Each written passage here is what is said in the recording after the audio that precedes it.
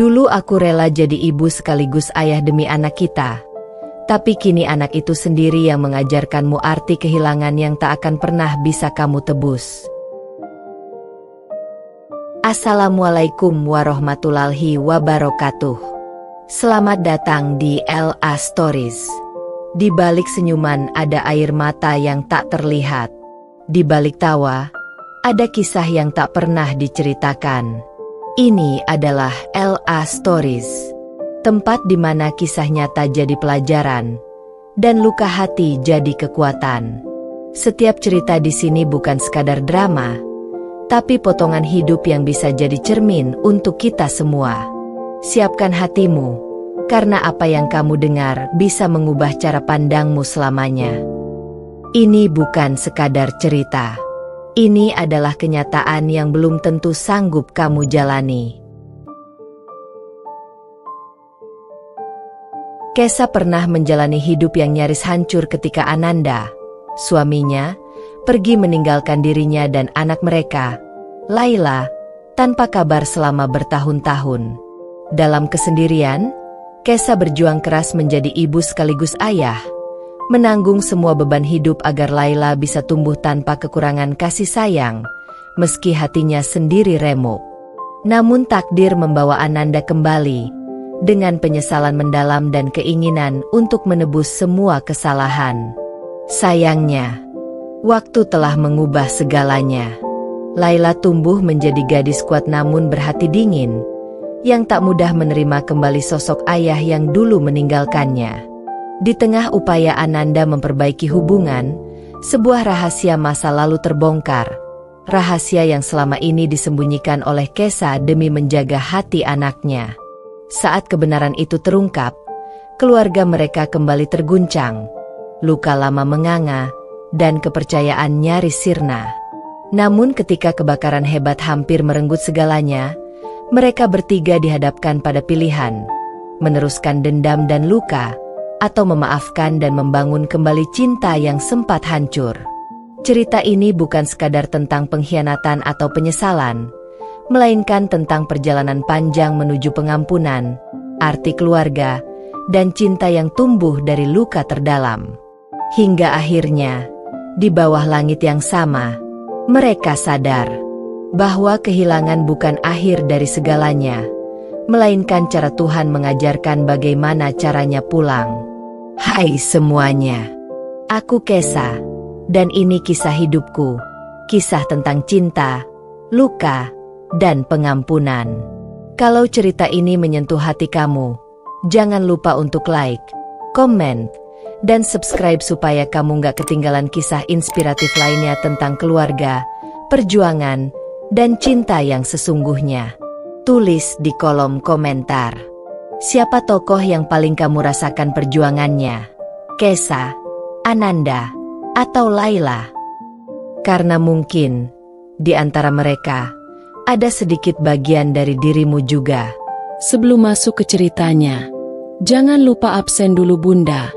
Bunda semuanya dari daerah mana saja. Dan bagi yang sudah subscriber semoga rezekinya lancar. Hujan turun deras malam itu, menimpa atap rumah sederhana kami di pinggiran kota. Di ruang tamu yang hanya diterangi lampu temaram, aku duduk menatap pintu yang tak kunjung terbuka. Di pangkuanku, Laila, anak perempuan kami yang baru berusia 4 tahun, tertidur pulas, memeluk boneka kesayangannya. Pukul sudah lewat tengah malam, tapi Ananda belum juga pulang. Dulu, aku selalu percaya ia hanya lembur atau sedang menuntaskan pekerjaan. Tapi belakangan, alasan itu mulai kehilangan makna. Aroma parfum perempuan di kemejanya, pesan singkat yang sering ia sembunyikan, dan cara dia menjauh dariku, semuanya mulai membentuk kebenaran yang selama ini kutolak.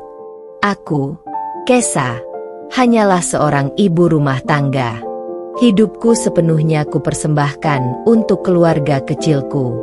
Aku tak pernah meminta banyak, hanya ingin rumah yang hangat, tawa kecil Laila, dan suamiku yang dulu sering memelukku sambil berkata, "Kamu rumahku, sayang."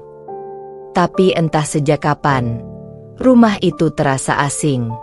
Pintu akhirnya terbuka pukul 2 dini hari. Ananda masuk dengan langkah berat. Wajahnya tampak lelah, dan tanpa bicara sepatah kata pun, ia langsung menuju kamar mandi. "Ayah sudah pulang, Nak," bisikku pelan di telinga Laila, meski dia tak mendengarnya karena masih tertidur. Saat Ananda keluar, aku menatapnya dengan senyum kecil yang kupaksakan. "Kamu belum makan? Aku masak sup, masih hangat." Ia hanya menjawab singkat, "Sudah makan." Lalu bergegas menuju kamar dan menutup pintu tanpa menoleh lagi. Aku berdiri terpaku, menatap pintu itu lama sekali. Di baliknya, aku tahu hatiku mulai retak, tapi aku juga tahu, aku tak punya pilihan selain bertahan. Laila butuh sosok ayah, meski aku mulai kehilangan suamiku. Hari-hari berikutnya berjalan dengan pola yang sama. Pagi, aku menyiapkan sarapan. Siang, aku mencuci, menyapu, dan menjemput Laila dari sekolah. Malam, aku menatap kursi kosong di meja makan. Ananda semakin jarang pulang. Saat aku menelepon, ia selalu berkata lembur, rapat, atau dinas luar kota. Tapi aku tahu, ia sedang bersama seseorang yang bukan aku. Suatu malam, Laila bertanya polos, "Bu, kenapa ayah sekarang gak pernah bacain aku dongeng sebelum tidur?" Aku tercekat. Aku menelan air mata, lalu menjawab pelan, "Ayah lagi sibuk, sayang. Tapi nanti kalau ayah pulang, ibu janji, ayah pasti bacain dongeng buat Laila, ya?" Laila tersenyum kecil. Ia memelukku erat, lalu berbisik, "Nggak apa-apa kok, Bu. Ibu aja yang bacain. Aku lebih suka suara ibu." Malam itu aku menangis dalam diam.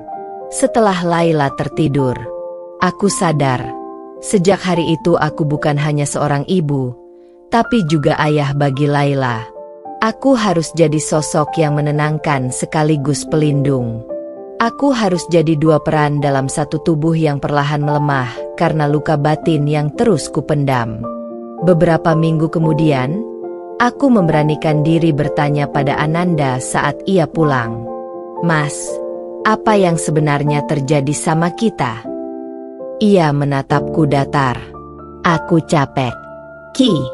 Aku butuh waktu." "Waktu? Buat apa, Mas?" "Buat mikirin hidupku." Aku menggigit bibirku, menahan sesak. "Kita ini keluargamu, Mas. Aku dan Laila. Justru karena itu, aku gak yakin bisa jadi suami dan ayah yang kamu harapkan." Kata-katanya seperti pisau yang menembus dada. Aku ingin berteriak, tapi suaraku menguap bersama air mata yang mulai jatuh. Dan malam itu, untuk pertama kalinya, aku merasa kehilangan seseorang yang masih berdiri di hadapanku. Hari-hari setelahnya aku benar-benar sendiri. Ananda pergi tanpa pamit.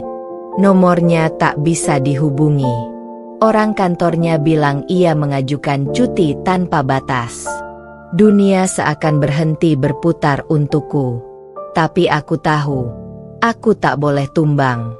Untuk Laila, aku harus kuat. Aku menjual cincin pernikahan kami, memulai usaha kecil-kecilan menjual kue dari rumah. Dari dapur kecil itu, aku menata kembali hidupku yang hancur. Setiap kali aku lelah, aku menatap wajah Laila dan berkata dalam hati, "Kita cuma punya satu sama lain. Nak, ibu janji nggak akan ninggalin kamu."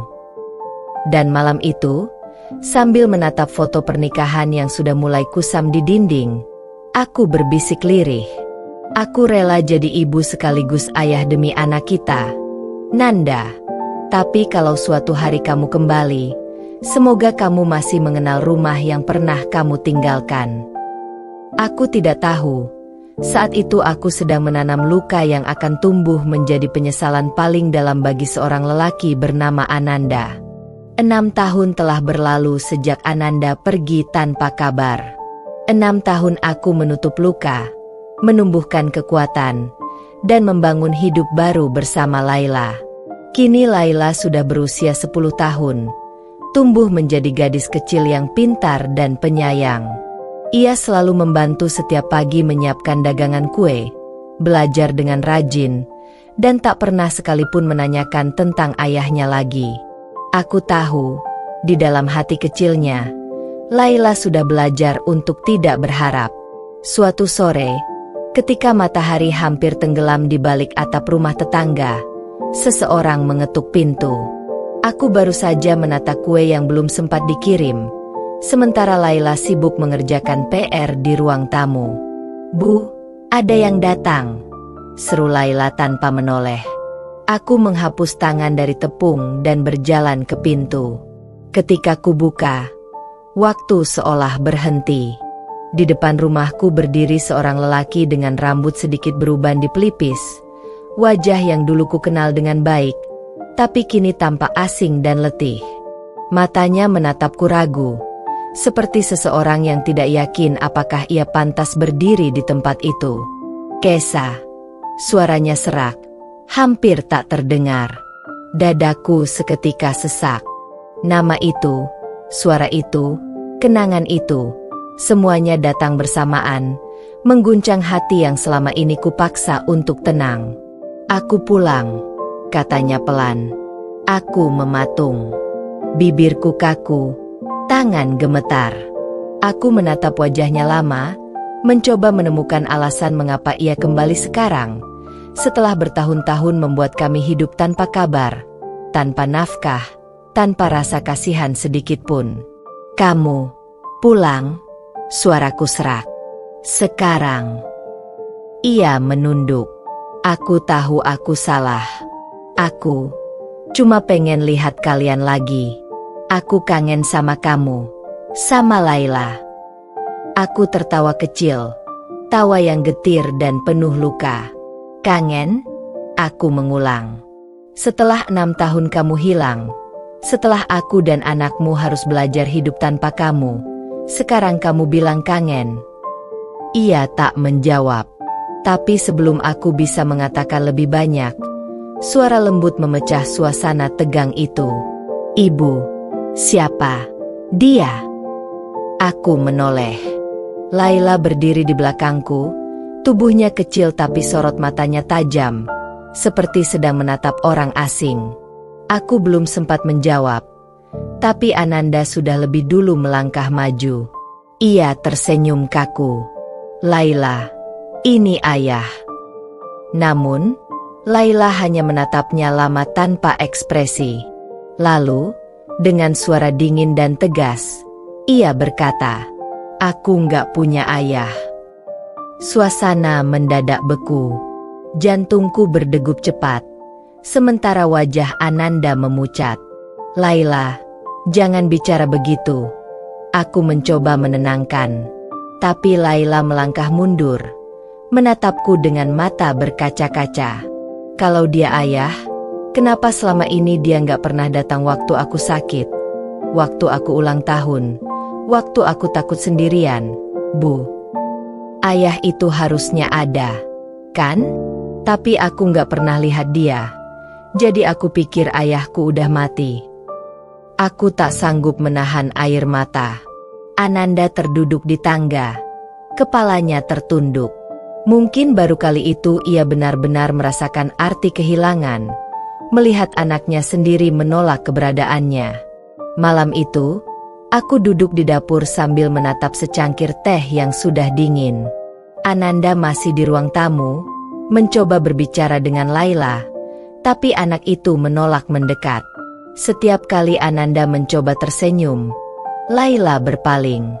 Setiap kali ia bicara, Laila menutup telinganya sambil berkata, "Kamu bukan ayahku." Saat aku mendekat, Ananda berbisik lirih, "Dia benci aku, Ki." Aku menatapnya lama. "Dia nggak benci. Nanda, dia cuma terluka. Luka yang kamu sendiri yang buat. Ia mengusap wajahnya, menunduk dalam-dalam. Aku menyesal. Ki, aku ninggalin kamu, ninggalin dia. Semua karena aku bodoh. Perempuan itu ninggalin aku, hidupku hancur. Dan aku baru sadar cuma kamu dan Laila yang pernah benar-benar tulus. Sayangnya, aku menjawab pelan. Kesadaran itu datang ketika semuanya sudah berubah. Aku menatap Laila yang sedang tertidur di kamarnya malam itu. Wajahnya tenang, tapi aku tahu di dalam hatinya sedang berperang antara rindu dan marah. Ananda berdiri di ambang pintu, menatap anaknya lama. Air mata jatuh di pipinya tanpa suara. Dia mirip aku, ya? Katanya pelan. Aku menjawab tanpa menoleh. Tidak, dia mirip aku, kuat meski pernah dihancurkan seseorang yang seharusnya melindunginya. Hari-hari berikutnya, Ananda mencoba bertahan di rumah. Ia membantu berjualan, memperbaiki atap yang bocor, bahkan mengantar Laila ke sekolah. Tapi setiap kali ia mencoba bicara, Laila selalu menolak. Bahkan guru sekolahnya sempat memanggilku dan berkata, "Bu Kesa, Laila menulis di tugas karangannya bahwa ayahnya sudah meninggal." Aku terdiam, menahan air mata. Aku tahu, mungkin bagi Laila, ayahnya memang sudah mati. Bukan karena tak bernyawa, tapi karena sudah lama tak hidup di hatinya. Suatu sore, ketika aku dan Ananda duduk di halaman, ia berkata lirih, "Aku pengen dia mau panggil aku Ayah lagi. Cuma itu yang aku mau." Aku menatapnya. Suaraku datar namun dalam. "Nanda, dulu aku rela jadi ibu sekaligus ayah demi Laila. Aku nggak minta banyak. Cuma kamu setia. Tapi kamu pergi. Sekarang kamu kembali, berharap dia memanggilmu Ayah? Dunia nggak semudah itu." Ananda terdiam. Dan di saat itu, aku tahu, perjalanan menebus kesalahan baru saja dimulai.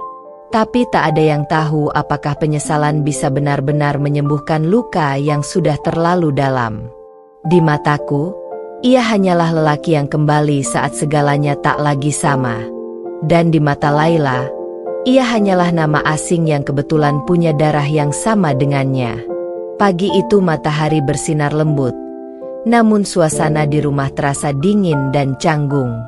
Aku menyiapkan sarapan seperti biasa, nasi goreng sederhana dengan telur mata sapi dan teh hangat. Di meja makan, Laila duduk diam sambil memainkan sendok, menatap piring tanpa selera. Ananda di seberangnya, berusaha memulai percakapan. "Laila," katanya hati-hati, "kamu mau ayah antar sekolah hari ini?" Laila tidak menjawab. Ia hanya menatapku sekilas, lalu berdiri sambil membawa tas. "Aku jalan aja, Bu, sama Nia." Sebelum aku sempat bicara, dia sudah menutup pintu dan berlalu pergi. Ananda menghela napas panjang.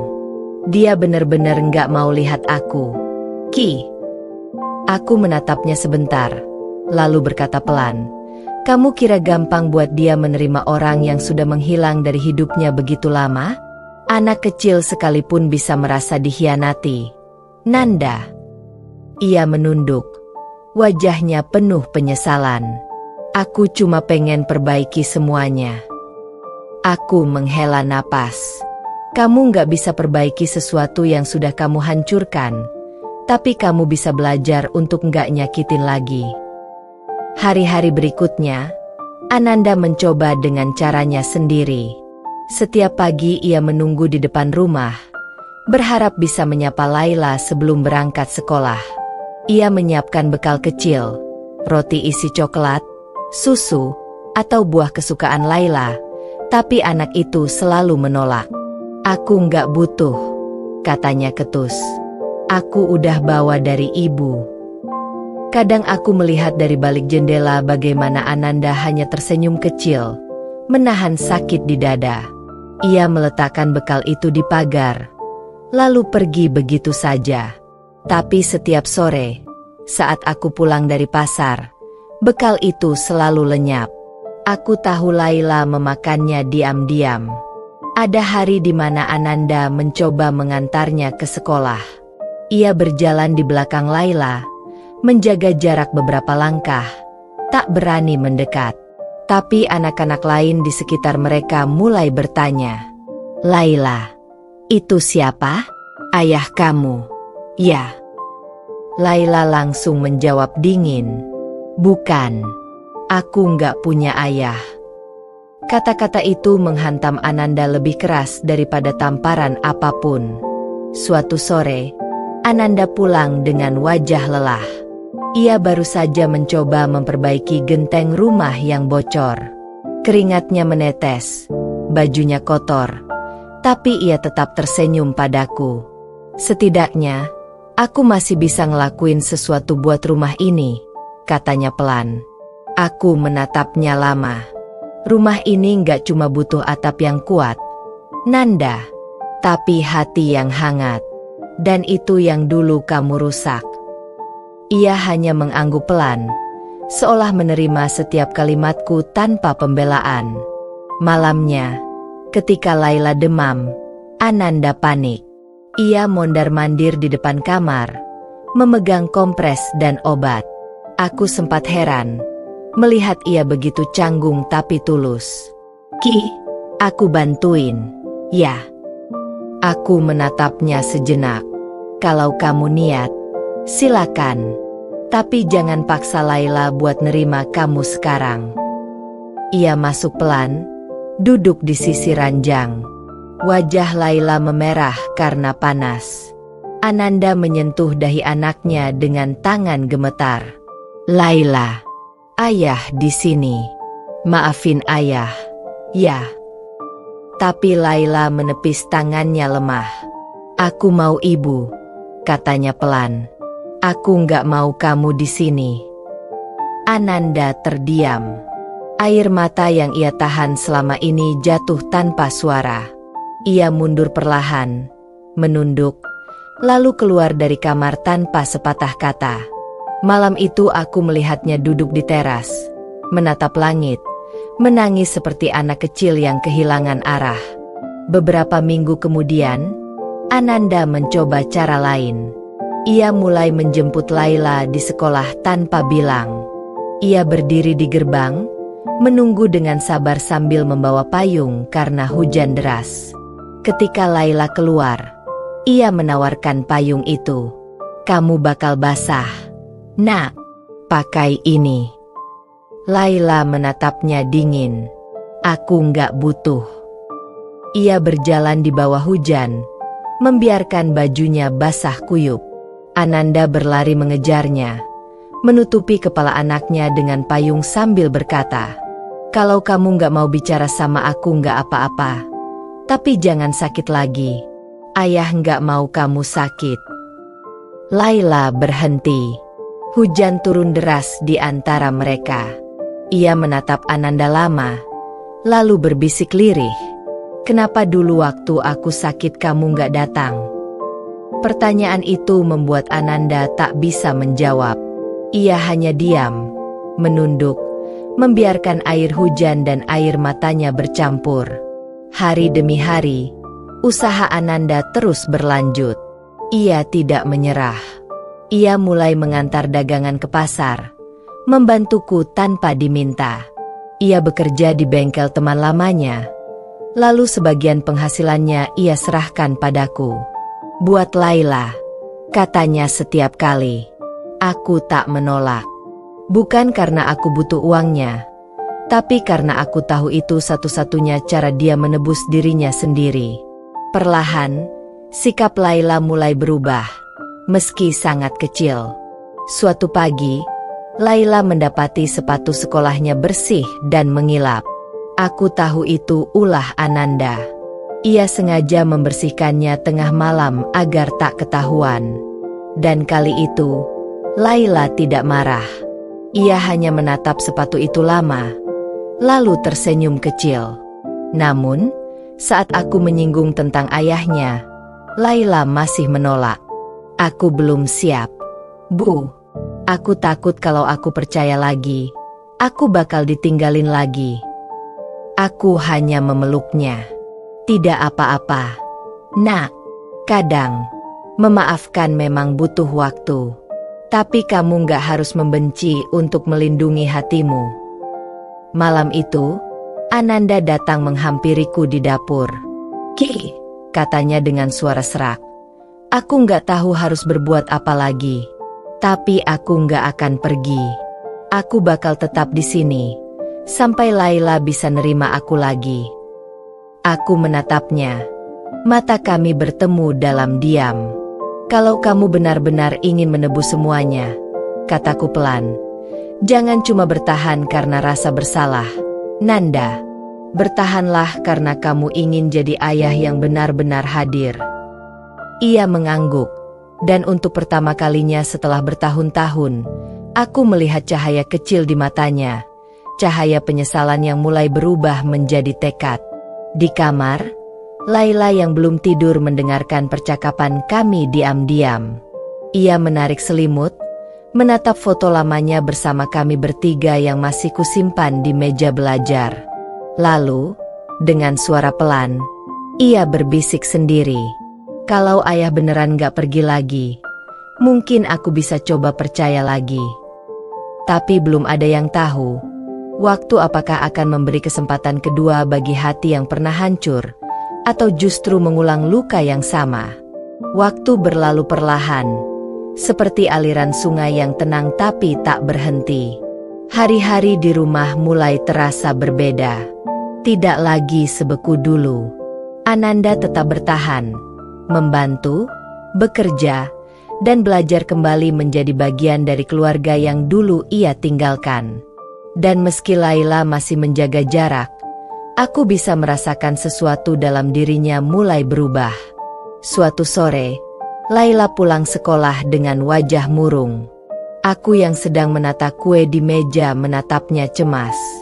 Ada apa, sayang? Kok wajahnya kusut? Laila menatapku pelan. Bu, di sekolah ada lomba paduan suara. Semua anak harus didampingi orang tuanya pas latihan dan tampil nanti. Aku tersenyum, mencoba menenangkannya. Bagus dong, ibu bisa datang. Laila memotong cepat. Tapi bu, mereka semua datang berdua. Ada ayahnya juga. Aku malu kalau cuma ibu yang datang. Aku terdiam. Itu pertama kalinya dalam waktu bertahun-tahun Laila menyebut kata ayah tanpa nada kebencian. Sebelum aku sempat menjawab, suara Ananda dari dapur memecah keheningan. Kalau kamu gak keberatan, ayah mau kok nemenin. Laila menoleh. Tatapannya ragu. Namun kali ini, ia tidak menolak secara spontan. Ia hanya diam beberapa detik, lalu mengangguk kecil. Oke, tapi jangan telat. Senyum Ananda mengembang. Senyum yang lama tidak kulihat. Dan aku tahu, hari itu menjadi langkah kecil pertama bagi hati Laila yang mulai terbuka. Selama latihan lomba, Ananda selalu datang menjemput Laila sepulang sekolah. Ia duduk di bangku belakang aula, memperhatikan diam-diam, tidak ingin mencuri perhatian. Beberapa teman Laila sempat berbisik-bisik. Itu ayah kamu? Ya, Laila? Aku kira kamu gak punya ayah. Sekarang udah balik. Ya. Laila hanya tersenyum canggung, tapi aku bisa melihat dari jauh. Senyum kecil itu bukan lagi senyum marah. Itu senyum seorang anak yang mulai menerima kenyataan bahwa ayahnya masih ingin memperbaiki segalanya. Setelah latihan, Laila berjalan menghampiri Ananda sambil membawa air minum. Ayah pasti haus, kan? Nih, minum. Ananda hampir tak percaya. Ia menerima botol itu dengan tangan gemetar. Terima kasih, Nak. Laila menunduk, tapi kali ini tanpa rasa marah. Untuk pertama kalinya setelah 6 tahun, Ananda mendengar suara lembut dari anaknya tanpa nada dingin. Hari lomba tiba. Aula sekolah ramai oleh orang tua dan anak-anak. Laila tampil di barisan depan, mengenakan seragam putih dan pita biru di rambutnya. Suara anak-anak bergema indah, dan di tengah keramaian itu, Ananda berdiri sambil menatap panggung dengan mata berkaca-kaca. Setelah acara selesai, Laila berlari menghampirinya. Ayah lihat tadi? Aku nyanyi bagus enggak? Ananda tertawa haru. Bagus banget. Ayah bangga. Laila tersenyum cerah. Dan saat itu aku menyaksikan momen kecil yang dulu hanya bisa aku bayangkan. Anak dan ayahnya tertawa bersama tanpa jarak. Hatiku hangat. Aku pikir mungkin. Akhirnya, waktu telah mengobati luka. Namun kebahagiaan itu tidak bertahan lama. Seminggu kemudian, malam terasa berbeda. Aku baru saja menidurkan Laila ketika suara dering telepon membangunkanku. Panggilan dari nomor tak dikenal. Ketika kuangkat, suara di seberang membuat tubuhku gemetar. Ibu Kesa, benar? Ini dari rumah sakit umum. Suami ibu, Pak Ananda, baru saja mengalami kecelakaan lalu lintas. Dadaku seketika sesak. Tanpa berpikir panjang, aku berlari ke kamar Laila, memeluknya erat sambil berbisik. Kita harus ke rumah sakit. Nak, ayah kecelakaan. Ruang gawat darurat penuh dengan bau antiseptik dan suara alat medis. Ananda terbaring di ranjang, wajahnya penuh luka lebam. Tangannya diperban. Tapi yang paling membuatku terpukul adalah kondisinya yang tak sadarkan diri. Dokter berkata tulang kakinya patah parah. Dan ada benturan keras di kepala yang perlu diawasi. Laila berdiri di samping ranjang, menatap tubuh ayahnya dengan mata yang bergetar. Tangannya kecil, tapi gemetar saat menyentuh jari Ananda. Ayah, jangan tidur. Ayah. Laila belum bilang makasih karena ayah udah datang waktu lomba. Aku tak kuat menahan air mata. Malam itu, untuk pertama kalinya sejak lama, Laila menangis untuk seseorang yang dulu ia benci. Beberapa hari berlalu. Ananda masih belum sadar penuh. Aku dan Laila bergantian menjaganya di rumah sakit. Setiap malam Laila menulis surat kecil dan meletakkannya di meja samping ranjang. Ayah, cepat sembuh ya. Aku belum sempat nyanyi lagi buat ayah. Aku udah nggak marah lagi. Aku cuma mau ayah bangun. Suatu pagi, saat aku terlelap di kursi, Laila menatap wajah Ananda lama sekali. Lalu, tanpa sadar, ia memegang tangan ayahnya dan berbisik lirih. Kalau ayah bangun nanti, Laila janji mau panggil ayah lagi, kayak dulu. Air mata jatuh dari sudut mata Ananda yang masih tertutup. Aku yang melihatnya tertegun. Mungkin, dari dalam kesadarannya yang jauh, ia mendengar kata-kata itu. Beberapa hari kemudian, keajaiban kecil terjadi. Ananda membuka mata. Ia lemah, tapi tersenyum saat melihat kami berdua di sisinya. Ki, Laila. Suaranya pelan, tapi cukup membuat Laila berlari memeluknya sambil menangis. Ayah bodoh, bikin aku takut lagi. Ananda tersenyum sambil mengelus rambutnya. Maaf, Nak. Ayah janji nggak pergi lagi. Itu adalah pelukan pertama mereka setelah bertahun-tahun. Pelukan yang bergetar karena tangis, tapi juga hangat karena cinta yang mulai pulih. Namun di balik keajaiban itu, dokter memanggilku ke ruangannya dan berkata pelan, Bu Kesa, suami ibu mengalami cedera kepala yang cukup serius. Meski sudah sadar, kami khawatir ada efek jangka panjang. Bisa saja, ingatan atau penglihatannya terganggu. Aku terdiam. Langit-langit ruangan terasa berputar. Aku menatap Laila dan Ananda di balik kaca ruang rawat. Mereka tertawa pelan, seperti keluarga yang utuh kembali. Tapi aku tahu, ujian kami belum selesai. Kadang, Tuhan memberi kesempatan kedua, tapi tidak selalu dengan cara yang kita harapkan.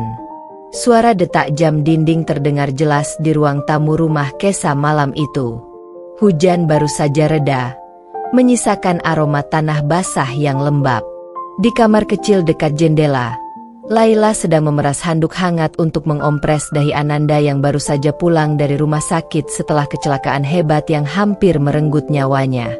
Sudah hampir 2 minggu Ananda dirawat.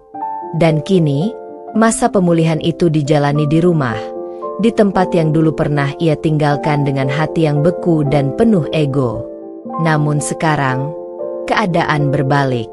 Ia yang dulu pergi tanpa menoleh, kini justru berbaring lemah di ranjang, menatap wajah putrinya dengan mata yang kadang kosong, kadang lembut, seperti seseorang yang mencoba mengingat sesuatu yang hilang.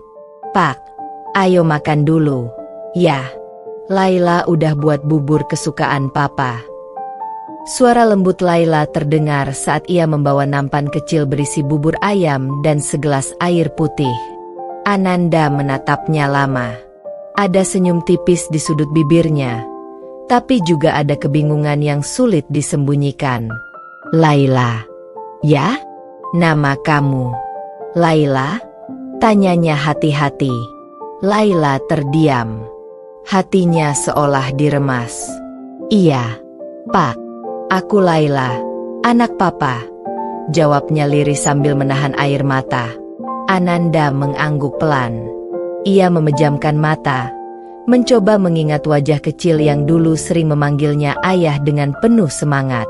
Tapi semua terasa buram, seperti potongan film yang hilang di tengah jalan. "Maaf, Nak, Papa." "Papa belum sepenuhnya ingat," katanya pelan. Suaranya bergetar. Laila memalingkan wajahnya. Ia tak ingin ayahnya melihat air matanya jatuh. Karena bagi Laila, rasa sakit ini berbeda. Ia tidak lagi marah seperti dulu. Tapi hatinya pedih. Pedih karena orang yang selama ini ingin ia benci, kini benar-benar tidak mengenalnya lagi. Hari-hari berikutnya berjalan lambat. Kesa membiarkan keduanya melewati masa sulit itu tanpa banyak bicara. Ia tahu, hubungan ayah dan anak ini sedang dalam tahap rapuh, seperti kaca yang baru saja direkatkan. Sekali salah langkah, semuanya bisa retak lagi.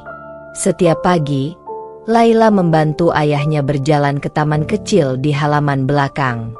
Ia menggandeng tangan Ananda yang kini lebih kurus dan lemah.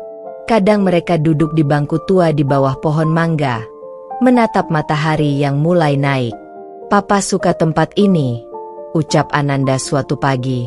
Rasanya tenang, seperti pernah ada kenangan di sini. Laila menatapnya pelan. "Iya, Pak. Di sini dulu Papa sering main sama aku waktu kecil. Papa pernah bantu aku panjat pohon itu. Terus kita makan mangga bareng. Aku masih ingat." Ananda tersenyum, tapi senyum itu hambar. "Maaf, Papa gak ingat." Kali ini, air mata Laila tak bisa ia tahan. Ia beranjak pergi, meninggalkan Ananda yang hanya bisa memandangi punggung gadis kecilnya yang kini sudah tumbuh menjadi remaja kuat, namun menyimpan luka yang terlalu dalam untuk disembuhkan hanya dengan kata maaf. Malamnya, Kesa duduk di ruang tamu, menatap foto lama di dinding. Ananda keluar dari kamar, berjalan pelan sambil memegang tongkat bantu. "Kesa," panggilnya lembut. Perempuan itu menoleh, sedikit kaget, tapi tetap menjaga jarak. "Iya, ada apa?" Ananda menatap foto itu lama. Di sana, ada dirinya, Kesa, dan Laila kecil di tengah taman. Wajahnya yang tersenyum lebar terasa asing bagi dirinya sendiri. Orang di foto ini, itu aku, kan? Tanyanya ragu. Kesa menatapnya tajam, menahan emosi yang mulai naik. Iya, itu kamu, Nanda. Itu kita, sebelum kamu memilih pergi. Ananda menghela napas panjang. Matanya mulai berkaca-kaca. Aku gak tahu kenapa aku bisa begitu bodoh. Tapi sekarang, aku benar-benar pengen ingat semuanya. Aku pengen ingat kenapa aku ninggalin kalian. Suara Ananda pecah. Untuk pertama kalinya sejak kecelakaan itu, ia menangis di depan Kesa. Bukan karena rasa sakit fisik, tapi karena kehilangan ingatan tentang cinta yang pernah ia hancurkan sendiri. Kesa hanya berdiri kaku, lalu perlahan menatapnya dalam-dalam. Kadang Tuhan punya cara aneh buat ngasih pelajaran. Nanda, katanya pelan, kamu kehilangan ingatan. Mungkin supaya kamu belajar dari awal, tentang arti keluarga, tentang cinta, dan tentang luka yang dulu kamu buat. Ananda hanya bisa menunduk, tak sanggup berkata apa-apa lagi. Di kamar, Laila mendengar percakapan itu. Ia memeluk bantalnya erat. Air matanya mengalir pelan. Kalau papa lupa semuanya, berarti papa lupa juga gimana rasanya nyakitin mama. Ya? Bisiknya pelan. Tapi, apa papa juga lupa gimana rasanya sayang sama aku? Pertanyaan itu menggantung di udara, tak terjawab, namun menghantui malam itu hingga fajar. Hari-hari selanjutnya, Laila tetap merawat Ananda, tapi hatinya kini mulai berperang.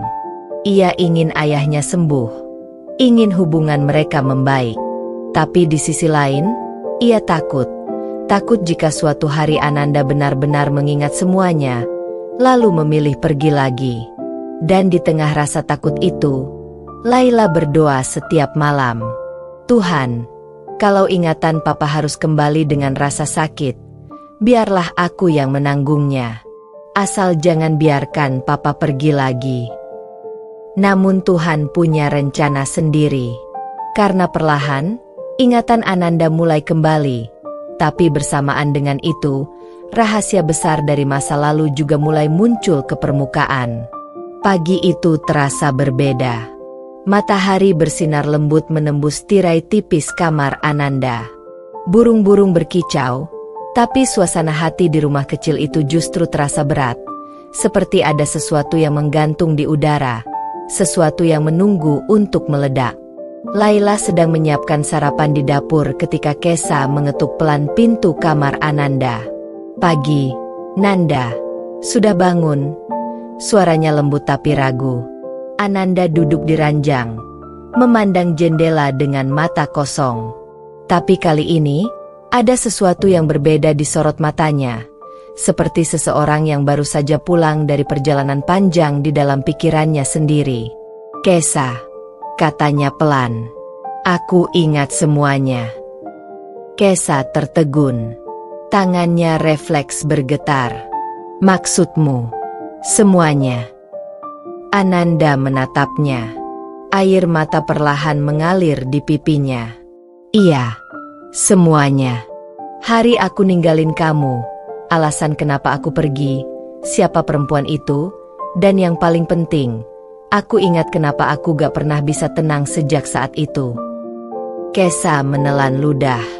Tubuhnya melemah. Ia tahu, hari ini akan datang. Hari di mana semua yang ia sembunyikan rapat-rapat dari Laila akhirnya tak bisa lagi dikubur. Mereka duduk di ruang tamu. Laila ikut bergabung, tanpa tahu bahwa pagi itu akan mengubah hidupnya selamanya. Papa mau cerita sesuatu, ucap Ananda lirih. Laila hanya mengangguk, menatapnya dengan campuran rasa takut dan penasaran. Ananda menarik napas panjang, lalu mulai bercerita. Waktu itu papa bukan cuma pergi karena ego, tapi karena papa takut. Papa ngerasa gak pantas buat kalian berdua. Kesa menunduk. Air matanya jatuh satu persatu. Ia tahu arah pembicaraan ini. "Nanda, tolong, jangan di depan Laila," bisiknya pelan. Tapi Ananda menggeleng. Dia udah cukup besar buat tahu. Kesa, dia berhak tahu siapa dirinya sebenarnya. Laila menatap keduanya. "Papa, Mama, maksudnya apa?" Ananda menggenggam tangan putrinya. Tangannya gemetar. "Nak, Papa bukan ayah kandungmu." Waktu berhenti. Dunia seolah membeku. Laila membeku. Matanya membesar tak percaya. "Apa?" Suaranya serak. "Papa bercanda, kan?" Ananda menunduk. Andai Papa bisa bercanda soal ini. Tapi ini kenyataan. Kesa menutup wajahnya dengan kedua tangan. Tubuhnya bergetar hebat. "Aku minta maaf, Laila. Aku cuma pengin kamu punya sosok ayah. Waktu kamu lahir, aku sendirian. Dan Ananda datang di saat aku paling butuh seseorang. Aku gak tega kamu tumbuh tanpa kasih sayang." Laila berdiri, menatap keduanya dengan air mata bercucuran. "Jadi selama ini, kalian bohong? Semua yang Papa lakukan, semua kenangan itu, palsu?" "Tidak, Nak," jawab Ananda cepat. "Cintaku ke kamu gak pernah palsu. Aku mungkin bukan ayah kandungmu, tapi aku sayang kamu lebih dari apapun." Tapi bagi Laila, kalimat itu sudah tak berarti. Ia berlari keluar rumah, menembus hujan yang tiba-tiba turun deras, seolah langit ikut menangis bersamanya. Kesa ingin menyusul, tapi Ananda menahannya. "Biar aku yang kejar. Aku yang salah karena buka semuanya begini." Dengan tongkatnya, Ananda berjalan tertatih menyusul putrinya. Hujan mengguyur tubuhnya, tapi ia tak peduli. Ia menemukan Laila duduk di taman kecil di belakang rumah, menangis di bawah pohon mangga, tempat kenangan mereka dulu. "Laila," panggilnya lirih. "Pergi, Pak," jawabnya sambil terisak. "Kamu bukan ayahku. Kamu bohong selama ini." Ananda berlutut di depannya, meski lututnya sakit. "Papa salah karena diam. Tapi Papa gak pernah bohong soal rasa sayang Papa. Papa ngasih makan kamu. Papa jagain kamu waktu sakit. Papa temani kamu belajar. Semua itu nyata, Nak." Laila menatapnya dengan mata merah. "Tapi kenapa baru sekarang? Kenapa gak dari dulu aku tahu? Aku ngerasa kayak orang bodoh." "Pak." Ananda menunduk. "Karena dulu Papa takut kamu bakal pergi. Papa udah kehilangan satu keluarga. Dan Papa gak mau kehilangan kamu juga." Hujan semakin deras. Tapi di antara air mata dan hujan, Laila mulai melemah. Ia tahu, meski darah mereka tak sama, cinta yang ia rasakan selama ini bukan kebohongan. Perlahan, ia memeluk Ananda. "Kalau gitu, jangan pergi lagi, Pak. Aku gak peduli siapa ayah kandungku. Yang aku tahu, ayahku adalah orang yang selalu ada buatku saat aku butuh." Ananda memeluk putrinya erat. Air matanya bercampur dengan hujan. "Papa janji, Nak, Papa gak akan pergi lagi. Sekalipun Papa harus lupa segalanya, Papa akan selalu ingat satu hal. Kalau kamu adalah rumah Papa." Dari kejauhan, Kesa menyaksikan semuanya dari balik jendela. Air matanya jatuh, tapi kali ini bukan karena penyesalan, melainkan karena rasa syukur. Mungkin, pikirnya, Tuhan memang punya cara untuk menyembuhkan luka, bukan dengan menyembunyikan kebenaran, tapi dengan menghadapinya bersama-sama. Namun ia tak tahu, di balik rahasia itu, masih ada satu kenyataan lain yang belum terungkap. Siapa sebenarnya ayah kandung Laila, dan apa alasan sebenarnya Ananda meninggalkan Kesa dulu. Semuanya akan terungkap, Tapi tidak hari ini. Hujan baru saja berhenti, menyisakan aroma tanah yang masih lembab. Dari balik jendela kamarnya, Laila memandangi langit yang perlahan berubah warna menjadi jingga. Sudah seminggu berlalu sejak hari itu, hari di mana ia mengetahui bahwa Ananda bukan ayah kandungnya. Dan sejak hari itu pula, hidupnya terasa berbeda. Setiap kali ia menatap wajah Ananda, hatinya bergetar di antara dua rasa, cinta dan kecewa. Cinta karena lelaki itu tetap menjadi sosok ayah yang ia kenal, dan kecewa karena kenyataan telah merenggut kepastian yang selama ini ia pegang teguh. Tapi ada sesuatu yang kini tumbuh di hati Laila, keingintahuan. Siapa ayah kandungnya sebenarnya? Dan kenapa Mama, Kesa, menyembunyikannya selama ini? Suatu sore, saat Kesa sedang berada di pasar, Laila memberanikan diri masuk ke kamar ibunya. Ia tahu itu salah, tapi hatinya tak tenang. Ia ingin tahu kebenaran yang selama ini dikubur rapat-rapat. Ia membuka lemari kayu besar di sudut ruangan, dan di balik tumpukan pakaian lama, Laila menemukan sebuah kotak besi kecil yang terkunci. Ia sempat ragu, tapi ketika menyentuhnya, entah kenapa hatinya bergetar. Seperti ada sesuatu di dalam sana yang memang ditakdirkan untuk ia temukan. Kunci kecil tergantung di gantungan dalam laci meja rias. Dengan tangan gemetar, ia membuka kotak itu. Isinya, tumpukan surat, foto-foto lama, dan selembar akta kelahiran. Dan di bagian nama ayah, tertulis, Raka Pratama.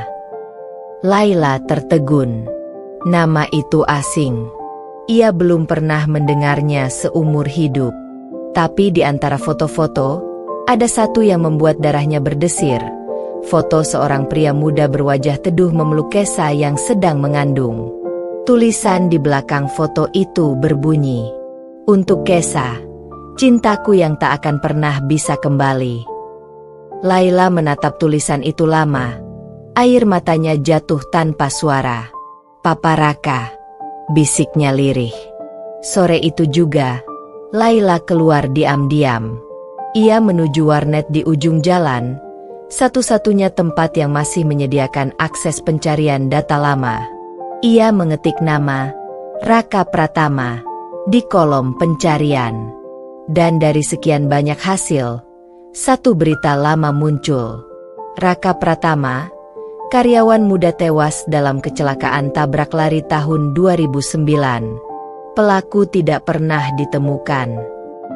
Tahun 2009. Tahun yang sama saat Laila lahir. Tahun yang sama ketika Ananda dan Kesa mulai hidup bersama. Laila menutup mulutnya. Tubuhnya gemetar hebat. Apa artinya? Ananda tahu tentang ini? Malamnya, Laila pulang dengan mata sembab. Ananda sudah menunggu di ruang tamu, duduk di kursi kayu sambil menatap api lilin yang menyala tenang di meja. Begitu melihat Laila, ia tahu, gadis itu sudah tahu segalanya. "Papa." Suara Laila bergetar. "Siapa Raka Pratama?" Ananda menatapnya lama, lalu menghela napas berat. "Jadi kamu sudah tahu." "Papa tahu tentang dia, kan?" desak Laila. "Papa tahu siapa ayah kandungku sebenarnya." Ananda menunduk. "Iya, aku tahu." Air mata Laila kembali jatuh. Kenapa Papa gak pernah cerita? Kenapa harus Mama yang bohong? Dan Papa diam aja? Ananda menggenggam tangannya, tapi Laila menarik diri. "Karena aku berjanji sama Mama kamu," katanya lirih. "Aku janji gak akan buka luka itu lagi. Aku janji akan jaga kamu dan dia, tanpa harus kamu tahu apa yang sebenarnya terjadi." Laila terdiam. "Jadi apa yang sebenarnya terjadi, Pak?" Ananda menatap jauh. Matanya berair. "Raka Pratama adalah sahabatku." Kata itu jatuh seperti petir di telinga Laila. Papa kenal dia. Ananda mengangguk perlahan. Dia orang baik. Kami kerja di tempat yang sama dulu. Dia sayang banget sama mama kamu. Dan waktu tahu Kesa hamil, dia janji mau tanggung jawab. Tapi, malam sebelum pernikahan mereka, Raka mengalami kecelakaan. Mobilnya ditabrak kabur. Aku yang nemuin dia duluan. Waktu itu, dia sekarat di pelukan aku. Suara Ananda pecah. Tangannya gemetar hebat. Sebelum dia meninggal, dia cuma sempat bilang satu hal. Tolong jaga Kesa dan anakku. Aku titip mereka padamu. Laila menutup mulutnya. Menangis tanpa suara. Jadi papa menikahi mama karena janji itu. Ananda mengangguk pelan. Awalnya iya. Tapi waktu kamu lahir, aku benar-benar jatuh cinta sama kalian berdua. Aku lupa kalau aku cuma pengganti. Tapi ternyata, aku juga gak bisa lepas dari rasa bersalah. Rasa bersalah karena apa, Pak? Ananda menatap mata Laila. Wajahnya penuh sesal. Karena aku tahu siapa pelaku tabrak lari itu. Waktu berhenti lagi. Laila mematung. Napasnya tercekat. Siapa, Pak? Tanyanya hampir tak bersuara. Ananda menutup matanya rapat. Air mata jatuh dari ujung matanya. Kesa, bisiknya. Mama kamu yang nyetir malam itu. Laila terpaku. Dunia seolah runtuh di sekelilingnya. Yang ia tahu selama ini, cinta, pengorbanan, bahkan kebohongan, semuanya kini menjadi pusaran gelap yang menelan hatinya. Tidak mungkin, katanya lemah. Mama gak mungkin. Ananda berusaha menyentuh pundaknya, tapi Laila mundur. Jangan, Pak, aku gak bisa. Ia berlari ke kamarnya, menutup pintu, dan menangis sejadi-jadinya. Sementara di ruang tamu, Ananda duduk terdiam, menatap lilin yang kini mulai padam. Ia tahu, kebenaran sudah keluar. Tapi ia juga tahu, malam itu hanyalah awal dari kehancuran yang lebih besar. Karena Kesa belum tahu bahwa rahasia yang ia kubur selama bertahun-tahun akhirnya terbongkar. Dan ketika ia tahu, tidak ada yang bisa menjamin keluarga kecil itu akan tetap utuh. Pagi itu, rumah terasa lebih sunyi dari biasanya. Tidak ada suara tawa, tidak ada sapaan, tidak ada aroma sarapan yang biasa memenuhi ruang makan. Yang ada hanya keheningan yang menekan dada, membuat siapapun yang berada di dalamnya merasa sesak. Kesa berdiri di depan pintu kamar Laila yang terkunci. Ia sudah mengetuk berkali-kali, tapi tidak ada jawaban. Laila, nak, Mama cuma mau bicara sebentar. Tolong buka pintunya, ucapnya lembut. Suaranya bergetar. Namun di balik pintu, tidak ada sahutan. Yang terdengar hanya suara langkah menjauh. Kesa menunduk. Kedua matanya mulai basah. Sejak semalam, ia tahu sesuatu telah berubah. Cara Laila menatapnya tidak lagi sama. Bukan dengan kasih, tapi dengan luka dan tanya yang menuntut jawaban. Dan pagi itu, Kesa merasakan ketakutan terbesar seorang ibu, ditinggalkan oleh anak yang selama ini ia lindungi dengan kebohongan. Di ruang tamu, Ananda duduk menatap secangkir teh yang sudah dingin. Pandangannya kosong. Ia tahu, cepat atau lambat, Kesa akan menanyakan apa yang sudah ia katakan pada Laila. Dan benar saja, langkah Kesa terdengar mendekat. Nanda. Suara itu lembut, tapi dingin. Ananda mengangkat wajahnya perlahan. Kamu udah tahu, ya?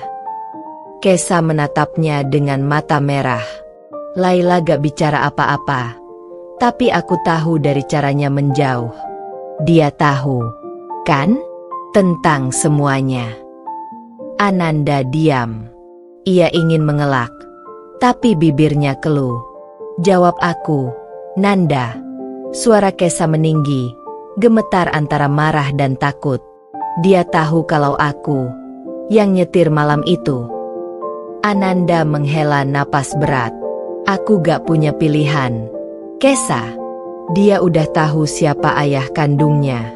Aku gak bisa terus tutupin. Aku harus kasih dia kebenaran, walau itu nyakitin. Kesa melangkah mundur. Kebenaran? Katanya getir. Kamu pikir aku sembunyikan itu karena ego? Aku lakukan itu karena aku tahu, kalau dia tahu semuanya, hidupnya gak akan sama lagi. Aku yang bunuh ayah kandungnya, Nanda. Aku yang rampas masa depan anakku sendiri. Kamu pikir aku bisa tenang? Air matanya jatuh tanpa henti. Ia berteriak, tapi suaranya pecah di antara isak yang tertahan. Aku udah menebusnya seumur hidupku. Setiap kali aku lihat Laila, aku lihat Raka, aku lihat darah di tanganku sendiri. Ananda bangkit, menatapnya dengan mata penuh iba. Kamu bukan pembunuh, Kesa. Itu kecelakaan. Kamu panik, kamu ketakutan. Dan aku tahu semuanya sejak awal. Kesa membeku. Kamu tahu? Iya, jawab Ananda lirih. Aku tahu malam itu kamu yang nyetir. Aku tahu kamu nabrak Raka. Tapi aku juga tahu kamu gak pernah bermaksud begitu. Aku yang nutupin semuanya. Aku yang bersaksi palsu waktu polisi nyari pelakunya. Aku yang bilang aku gak lihat siapa-siapa. Air mata Kesa jatuh semakin deras. Kenapa kamu lakukan itu? Karena aku cinta kamu, jawab Ananda jujur. Dan karena aku tahu Raka sendiri yang nyuruh aku jaga kamu. Aku pikir, dengan menutupi semuanya, aku bisa bikin kamu tenang. Tapi ternyata aku salah. Luka itu gak pernah sembuh.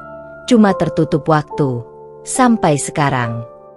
Kesa terjatuh ke lantai, menangis di dada Ananda yang ikut hancur. Mereka saling berpelukan dalam diam, tapi justru dalam pelukan itu, mereka sadar, kebenaran yang mereka sembunyikan bersama kini justru menghancurkan mereka pelan-pelan. Sementara itu, di luar rumah, Laila berjalan sendirian menyusuri jalan setapak menuju taman kecil di ujung desa. Di tangan kanannya, ia menggenggam foto lama Raka, pria yang baru kemarin ia tahu adalah ayah kandungnya. Wajah itu begitu lembut, senyumnya menenangkan. Dan kini, setiap kali Laila melihat cermin, ia baru sadar betapa miripnya ia dengan pria di foto itu. Ia duduk di bangku tua di bawah pohon mangga, tempat yang sama di mana dulu ia sering bermain dengan Ananda. Papa Raka, bisiknya lirih.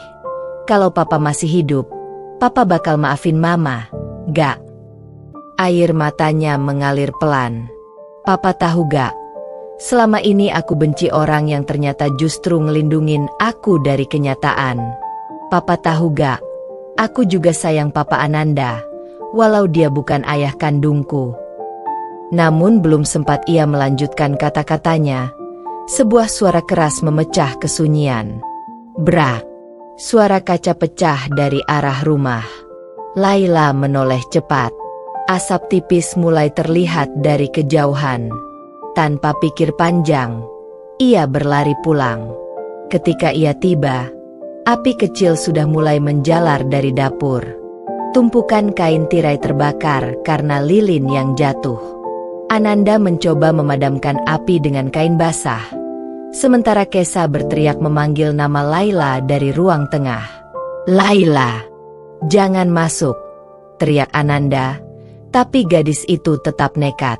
Ia berlari masuk, menutupi wajahnya dari asap tebal. Mama. Mama di sini, sahut Kesa dari balik ruangan yang mulai diselimuti api. Dengan panik, Laila menarik tangan ibunya keluar. Namun saat mereka hampir mencapai pintu, atap dapur roboh sebagian. Balok kayu jatuh menimpa bahu Ananda yang masih berusaha memadamkan api. "Papa!" jerit Laila.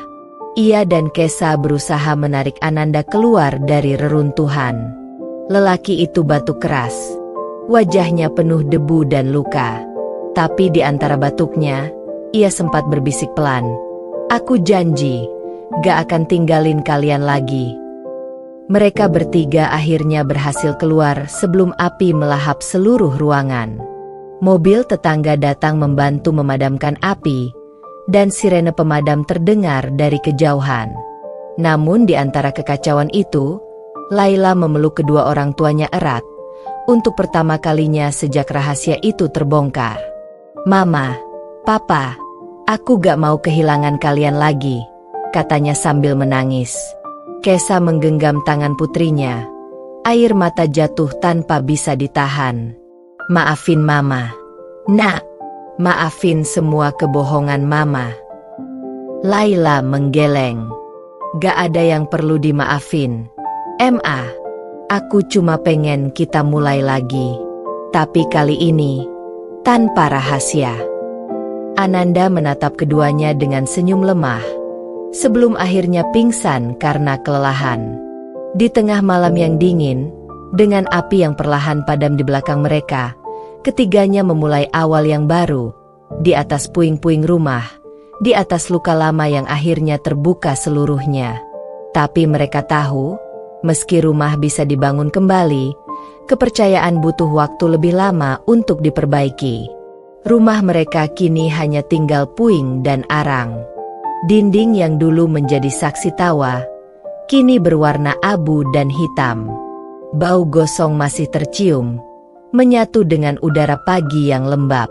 Di depan reruntuhan itu, Kesa berdiri dengan tangan gemetar, menggenggam potongan kayu yang hangus, sisa dari ranjang kecil Laila waktu masih anak-anak.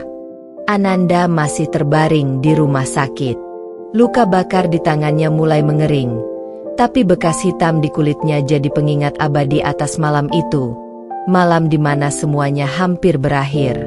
Laila, yang sempat pingsan karena menghirup asap, kini mulai pulih. Tapi bukan hanya tubuhnya yang perlu waktu, hatinya juga masih berantakan. Sudah 2 minggu sejak kebakaran itu. Kesa menyewa rumah kecil di pinggir kota, hanya untuk tempat sementara. Ia duduk di ruang tamu yang masih berbau cat baru, memperhatikan Laila yang duduk diam menatap jendela. Sejak malam kebakaran, anak itu jarang berbicara. Kadang Kesa mendengar Laila menangis pelan di kamar, tapi ketika ditanya, jawabannya selalu sama. "Aku cuma capek, Kesa tahu itu bukan hanya lelah. Itu adalah luka. Luka yang tumbuh di antara mereka, yang semakin dalam setiap kali kebenaran masa lalu menghantui. Sementara itu, di rumah sakit, Ananda memandangi langit dari jendela kamarnya. Pikirannya kacau. Setiap malam, mimpi yang sama datang. Api, suara Laila memanggil namanya, lalu bayangan Kesa yang menjerit di tengah kobaran. Ia menyesal. Tapi penyesalan tidak bisa mengembalikan apapun. Ketika dokter mengatakan ia sudah bisa pulang, Ananda hanya diam. "Saya tidak tahu harus pulang kemana," katanya lirih. Perawatnya tersenyum simpati. "Ke keluarga Anda, Pak. Mereka menunggu." Tapi Ananda tahu, yang menunggu bukan lagi keluarga seperti dulu. Itu lebih seperti reruntuhan hubungan yang harus ia bangun dari awal lagi. Hari pertama Ananda kembali dari rumah sakit, suasana di rumah sewa itu terasa canggung. Kesa menyiapkan teh hangat dan bubur ayam, sementara Laila hanya menatap dari jauh. Saat Ananda melangkah ke ruang tamu, ia melihat pandangan kosong di mata putrinya. "Laila," panggilnya pelan. Gadis itu menunduk. Minumnya di meja. "Aku udah siapin." Lalu pergi tanpa menatap sedikit pun.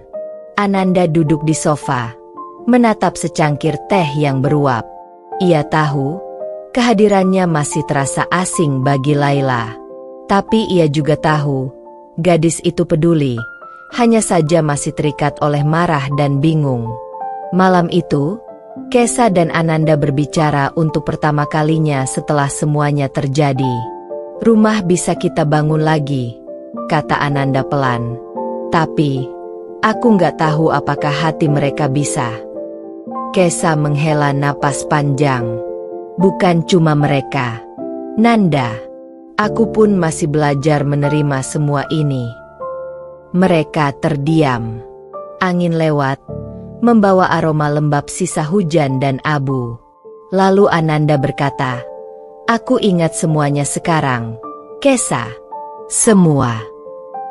Kesa menatapnya tajam. "Kau ingat?" "Ya, tentang masa lalu kita. Tentang rahasia yang aku simpan. Tentang siapa sebenarnya ayah Laila."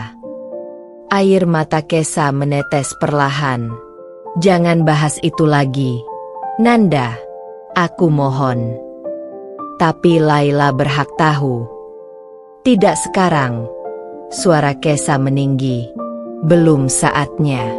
Dia baru saja kehilangan rumah, kehilangan rasa aman. Aku nggak mau dia kehilangan hatinya juga." Ananda terdiam. Ia menatap wajah perempuan yang dulu ia sakiti berkali-kali, dan kini masih berdiri di hadapannya, kuat, tapi rapuh di dalam. Beberapa hari kemudian, Laila pulang lebih awal dari kampus.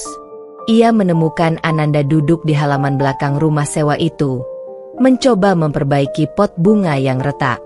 "Dulu ayah nggak bisa bikin apa-apa," kata Ananda sambil tersenyum kecil. "Sekarang paling nggak bisa nambal retakan." Laila menatapnya sebentar, lalu duduk di bangku seberang. "Retakan kadang nggak bisa diperbaiki, Yah," katanya datar. "Kadang harus diganti baru." Ananda menelan ludah. "Kalau retakannya di hati, gimana caranya ganti?" "Jangan retakin lagi." Mereka terdiam lama, tapi kali ini tidak seburuk sebelumnya. Mungkin, perlahan, ruang kecil untuk bicara mulai terbuka. Malamnya, Laila mendatangi kamar ibunya.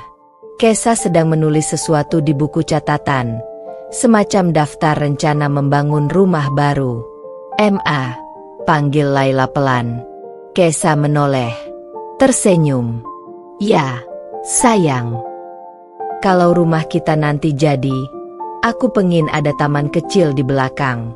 Tempat ayah bisa tanam bunga, dan tempat aku bisa belajar baca puisi." Kesa terdiam. Di matanya, ada kehangatan sekaligus kekhawatiran. "Boleh, Nak. Kita bikin taman itu," jawabnya dengan suara lembut. Laila tersenyum samar, lalu memeluk ibunya. Untuk pertama kalinya setelah sekian lama, pelukan itu terasa seperti rumah, meski belum sempurna. Namun di luar sana, masa lalu masih menunggu. Ada orang dari masa silam yang belum selesai dengan mereka. Dan ketika angin malam membawa kembali bau asap dan bara, Kesa tahu, ujian keluarga kecil mereka belum benar-benar berakhir. Matahari pagi menyelinap di antara tirai rumah sewa mereka yang sederhana. Laila baru saja berangkat kuliah, sedangkan Kesa tengah menyiapkan sarapan untuk Ananda. Suasana rumah terasa lebih hangat dibandingkan beberapa minggu lalu. Meski masih banyak luka yang belum sembuh, sedikit demi sedikit, mereka mulai belajar bicara tanpa teriak, menatap tanpa marah, dan mendengar tanpa saling menyalahkan. Namun, ketenangan itu seperti genangan air di tepi pantai, tenang hanya sampai ombak datang. Pagi itu, sebuah mobil hitam berhenti di depan rumah mereka. Dari dalam keluar seorang perempuan berpenampilan rapi, sekitar awal 40-an. Wajahnya cantik tapi keras, seperti menyimpan masa lalu yang tak pernah benar-benar dilupakan. Ia membawa map coklat dan menatap rumah kecil itu seolah sedang menatap luka lama yang tiba-tiba berdarah lagi. Di dalam rumah, Kesa baru saja meletakkan piring di meja ketika terdengar ketukan di pintu. Tok, tok, tok. Aku bukain ya. Suara Ananda dari ruang tamu. Kesa hanya mengangguk sambil melanjutkan pekerjaannya di dapur. Pintu terbuka. Ananda membeku. Wajah itu, wajah yang dulu ia kenal begitu baik. Rani? Suaranya nyaris tak terdengar. Perempuan itu tersenyum tipis. Sudah lama. Nanda. Kesa keluar dari dapur. Matanya langsung membulat. Kau siapa? Tanyanya dengan nada curiga. Rani menatapnya lembut, tapi tajam. Aku, masa lalu yang belum selesai. Bu Kesa. Sejak kedatangan Rani hari itu, suasana rumah kembali berubah. Laila pulang sore dan langsung bisa merasakan ketegangan yang aneh. Ibunya diam, ayahnya sering melamun, dan ada perempuan asing yang duduk di teras bersama map coklat di pangkuan. Siapa dia? Tanya Laila saat malam tiba, setelah makan malam. Kesa menatap Ananda, menunggu suaminya menjawab. Dia, teman lama ayah, jawab Ananda pelan. Tapi kenapa teman lama itu bawa map dan bicara kayak pengacara? Laila menyipitkan mata. Ada yang disembunyikan lagi. Kesa menatap Laila lembut. Tidak, Nak. Ayah cuma perlu menyelesaikan sesuatu. Tapi Laila tahu, setiap kali ibunya mulai memakai nada lembut seperti itu, artinya ada sesuatu yang besar dan berat sedang disembunyikan. Malam itu, setelah Laila masuk kamar, Kesa mendatangi Ananda di ruang tamu. Nanda, kau harus jelaskan. Siapa sebenarnya Rani? Ananda terdiam lama, lalu berkata lirih. Dia, ibu dari anak yang tidak pernah sempat lahir. Kesa tersentak. Apa maksudmu? Ananda menatap lantai, suaranya bergetar. Sebelum aku menikah denganmu, aku sempat bertunangan dengan Rani. Tapi hubungan itu berakhir karena keluarganya tidak setuju. Saat aku menikah denganmu, aku pikir semuanya sudah selesai. Tapi ternyata, waktu aku pergi meninggalkan kalian dulu, aku sempat bertemu Rani lagi. Kami sempat dekat. Tapi aku tidak tahu kalau dia hamil dan kehilangan anak itu karena kecelakaan. Air mata Kesa jatuh tanpa bisa ditahan. Jadi saat aku di rumah merawat anak kita seorang diri, kau malah sibuk menenangkan masa lalumu. Sejak kedatangan Rani hari itu, suasana rumah kembali berubah. Laila pulang sore dan langsung bisa merasakan ketegangan yang aneh. Ibunya diam, ayahnya sering melamun, dan ada perempuan asing yang duduk di teras bersama map coklat di pangkuan. Siapa dia? Tanya Laila saat malam tiba, setelah makan malam. Kesa menatap Ananda, menunggu suaminya menjawab. Dia, teman lama ayah, jawab Ananda pelan. Tapi kenapa teman lama itu bawa map dan bicara kayak pengacara? Laila menyipitkan mata. Ada yang disembunyikan lagi. Kesa menatap Laila lembut. Tidak, Nak. Ayah cuma perlu menyelesaikan sesuatu. Tapi Laila tahu, setiap kali ibunya mulai memakai nada lembut seperti itu, artinya ada sesuatu yang besar dan berat sedang disembunyikan. Malam itu, setelah Laila masuk kamar, Kesa mendatangi Ananda di ruang tamu. Nanda, kau harus jelaskan. Siapa sebenarnya Rani? Ananda terdiam lama, lalu berkata lirih. Dia, ibu dari anak yang tidak pernah sempat lahir. Kesa tersentak. Apa maksudmu?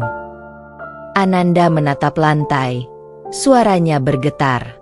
Sebelum aku menikah denganmu, aku sempat bertunangan dengan Rani.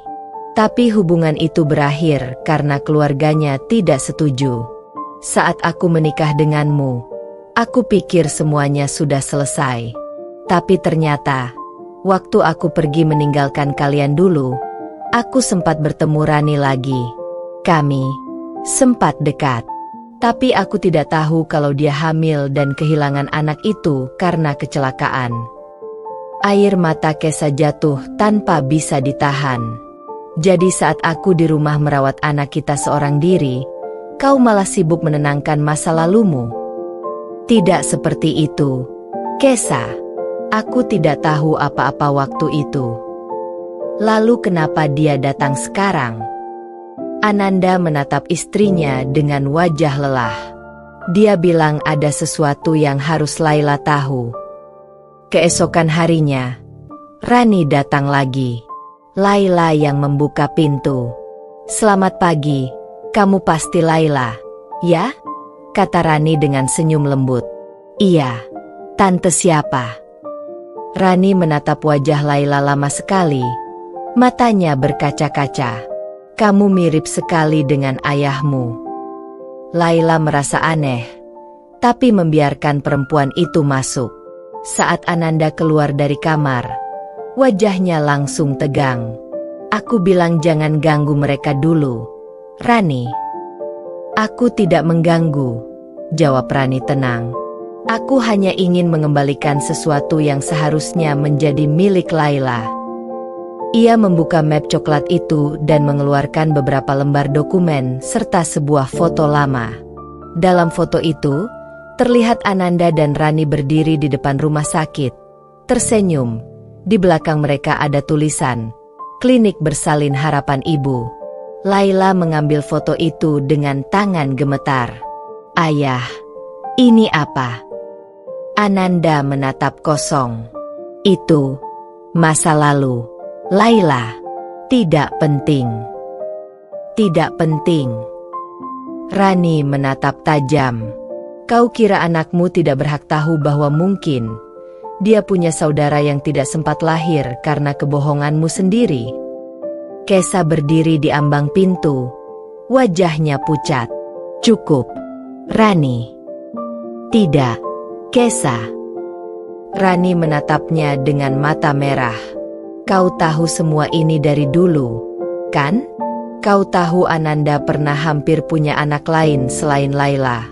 Kau cuma ingin menyembunyikan semuanya agar keluarga kecilmu terlihat sempurna." Laila menatap ibunya dengan pandangan tak percaya. "Mama, itu benar." Kesa tidak menjawab. Ia hanya menangis pelan. Dan bagi Laila, diam itu sudah cukup menjawab semuanya. Malam itu, Laila tidak bisa tidur. Ia duduk di luar rumah, memandangi langit malam yang gelap. Ananda mendekatinya pelan. "Laila, ayah minta maaf." Laila memotong dengan suara dingin. "Berapa kali, yah? Berapa kali ayah mau minta maaf atas hal yang sama? Aku capek dengar kata itu. Maaf nggak bisa balikin kepercayaan yang ayah bakar sendiri." Ananda terdiam, menunduk. Laila melanjutkan, "Dulu aku pikir ayah udah berubah. Tapi ternyata, masa lalu ayah nggak pernah benar-benar selesai. Dan sekarang, semua yang aku coba bangun dengan susah payah hancur lagi." Air matanya jatuh. Satu-satu. "Aku cuma mau tenang." "Yah, tapi kenapa selalu ada rahasia baru yang bikin semuanya sakit?" Keesokan harinya, Rani datang untuk terakhir kalinya. Ia meninggalkan map itu di meja dan berkata pelan kepada Kesa, "Aku tidak datang untuk menghancurkan. Aku hanya ingin menutup luka yang sudah terlalu lama terbuka. Tapi kalau kalian memilih tetap menyembunyikan, luka itu akan terus bernanah." Lalu ia pergi tanpa menoleh lagi. Kesa membuka map itu. Di dalamnya ada surat dari rumah sakit, hasil pemeriksaan, dan sebuah catatan kecil bertanggal lama. "Jika sesuatu terjadi padaku, tolong beritahu anak itu bahwa ayahnya tetap mencintainya, meski dunia tidak mengizinkan." Kesa menutup map itu dengan tangan bergetar. Ia menatap foto Laila di meja dan berbisik, Ternyata, Nanda bukan satu-satunya yang punya rahasia yang tak pernah selesai. Di luar, langit mulai mendung. Hujan turun perlahan, membasahi halaman kecil yang baru mereka tanam bersama. Tapi kali ini, air hujan tidak hanya membawa kesejukan, ia membawa tanda bahwa badai baru sedang menunggu di balik waktu. Hujan turun sejak pagi. Udara dingin menembus sela-sela jendela rumah sewa yang belum sepenuhnya rapat. Di ruang tamu, Kesa duduk memandangi map coklat yang sudah terlipat di atas meja. Map yang membawa kembali semua kenangan yang seharusnya telah mati bersama masa lalu. Namun pagi itu, rumah terasa sepi. Terlalu sepi. Biasanya, Laila akan turun dengan rambut masih setengah basah, tergesa ke dapur untuk mencari roti panggang. Tapi hari ini, tidak ada suara langkah, tidak ada sapaan lembut. "Laila?" panggil Kesa pelan. Tidak ada jawaban. Ia mengetuk pintu kamar putrinya. Pintu itu terbuka, memperlihatkan ranjang kosong, lemari yang setengah terbuka, dan meja belajar yang kini bersih dari buku. Hanya ada sebuah surat kecil di atas bantal, ditulis dengan tulisan tangan yang Kesa kenal betul. Rapi, tapi penuh getar. "Ma, Ayah, aku harus pergi. Aku nggak bisa tenang sebelum tahu siapa sebenarnya perempuan itu dan kenapa dia datang membawa masa lalu kalian ke hidupku. Aku nggak marah, tapi aku butuh waktu. Jangan khawatir, aku baik-baik saja. Aku cuma ingin tahu kebenaran." "Laila." Surat itu jatuh dari tangan Kesa. Tubuhnya gemetar. Air matanya langsung mengalir deras. "Tidak lagi. Tolong, jangan pergi lagi," bisiknya nyaris tak terdengar. Ananda berlari dari kamar begitu mendengar tangisan itu. Ia membaca surat itu sekali, 2 kali, 3 kali, seolah tak percaya. Dia benar-benar pergi. "Kesa." "Pagi tadi aku masih lihat tasnya di kamar," jawab Kesa di sela isak. "Dia bawa semuanya. Nanda, semua." Ananda mengusap wajahnya dengan kasar. "Aku harus cari dia." "Tapi kau bahkan belum tahu kemana." "Dia pasti cari Rani," kata Ananda mantap. "Dan aku tahu di mana Rani tinggal sekarang." Sementara itu, di sisi lain kota, Laila duduk di kursi bus antar kota, memandangi jendela yang basah oleh air hujan. Ia membawa 1 koper kecil, beberapa baju, dan foto lama ayahnya, satu-satunya petunjuk yang bisa membawanya ke tempat Rani. Pikirannya bercampur aduk. Marah, bingung, rindu. Ia tidak tahu apakah kepergiannya ini benar. Tapi hatinya menolak diam di rumah dengan begitu banyak pertanyaan yang tak pernah dijawab. Kalau ayah mencintai mama, kenapa masih ada perempuan lain di masa lalunya? Kalau mama percaya pada ayah, kenapa sembunyikan semuanya? Dan kalau aku hasil dari cinta mereka, kenapa cinta itu terasa begitu banyak luka? Pertanyaan-pertanyaan itu menumpuk di kepala, membuat dadanya sesak. Bus berhenti di depan kota kecil di mana Rani tinggal, tempat yang dulu pernah Ananda ceritakan secara singkat di masa lalu. Laila turun, menenteng koper, lalu berjalan menyusuri jalanan sempit yang diapit rumah-rumah tua. Ia menemukan alamat yang tertera di amplop surat rumah sakit dalam map coklat itu, Jalan Melati nomor 12. Rumahnya sederhana, tapi halaman depannya penuh bunga mawar merah. Laila berdiri di depan pagar, jantungnya berdegup keras. Ketika pintu terbuka, Rani muncul. Wajahnya tampak terkejut melihat gadis muda itu berdiri di sana. "Laila?" Suaranya nyaris berbisik. "Iya, Tante," jawab Laila pelan. "Aku datang karena aku butuh jawaban." Mereka duduk di ruang tamu. Rani menuangkan teh, tapi Laila tak menyentuhnya. "Kenapa Tante datang ke rumah kami waktu itu?" Tanya Laila langsung, tanpa basa-basi. Rani menghela napas panjang. Karena aku pikir kamu berhak tahu, Laila. Tahu apa? Rani menatapnya lama, lalu berkata pelan. Kamu berhak tahu siapa sebenarnya ayahmu dan apa yang pernah ia lakukan demi melindungi keluarganya, termasuk kamu. Laila mengernyit. Melindungi? Maksud tante? Rani menatap ke arah jendela, lalu mulai bercerita. Waktu itu, sebelum kamu lahir, aku memang pernah bersama ayahmu. Kami sempat bertunangan, tapi aku dijodohkan dengan orang lain. Aku hamil, dan keluargaku memaksaku pergi ke luar negeri. Saat aku kembali, aku baru tahu Ananda sudah menikah dengan ibumu. Ia berhenti sebentar, menatap mata Laila yang mulai memerah. Tapi aku nggak datang untuk menghancurkan pernikahan mereka. Aku cuma ingin bilang bahwa kamu bukan penyebab kebohongan apapun. Justru kamu adalah alasan kenapa ayahmu dulu rela menanggung semua kesalahan sendirian. Kesalahan? Rani menatap Laila dalam-dalam. Ayahmu menyelamatkan ibumu dari sesuatu yang besar di masa lalu. Sesuatu yang bahkan aku sendiri tidak berani ceritakan tanpa restu dari mereka. Laila membeku. Menyelamatkan dari apa? Dari dosa yang bukan milik ibumu, tapi orang tuanya. Dan untuk menutup aib keluarga ibumu waktu itu, Ananda harus menanggung semua. Itulah kenapa dia pergi. Dia bukan kabur karena perempuan lain, tapi karena ingin melindungi nama baik keluarga ibumu, termasuk kamu. Air mata Laila mengalir pelan. Jadi, semua ini salah paham. Rani mengangguk.